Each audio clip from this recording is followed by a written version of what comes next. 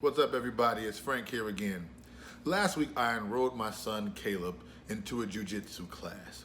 We get to the class, they're doing all of these great things, and so the sensei has them sparring, I think it's called, at the end of the class for about the last 20-30 minutes. And so he matches Caleb with a student that's been there for a while. The match starts, the very first move, Caleb gets put on his back. He laughs about it, he gets back up. But then after that, Caleb starts knocking him down. I mean, every time the kid gets up, Caleb gets him back down, and he's overpowering them. And then in the middle of the match, the sensei stops and says, okay, I'm going to match you with another kid. So he brings another kid up that may be a little bit more of a match for Caleb. And they're going toe-to-toe. Caleb gets him some time, the kid gets him some time. But in the middle of the first match, the coach makes a pivot and realizes that, oh, Caleb is stronger than I thought he was. So I'm going to have to up his challenge. And that showed me when he went to the second kid how strong Caleb really was.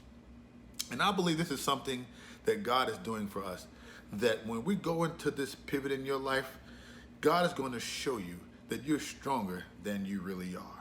There's a challenge to every pivot. And for some of you, this pivot is going to consist of going back to school. It's going to consist of, you might be wanting to achieve a weight loss goal or a health goal, or you want to achieve a dream or an idea that you've always wanted to achieve.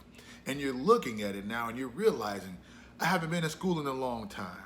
I have kids now. It's going to be a challenge. It's going to be a lot. It's going to take a lot to exercise. It's going to take a lot to go on that diet, to change your habits. It's going to take a lot to get that business plan together. And you're worried. You're thinking that it's not going to happen. But here's the thing about this pivot. This pivot is going to prove to you that you're stronger than you really are. And you can actually make it happen.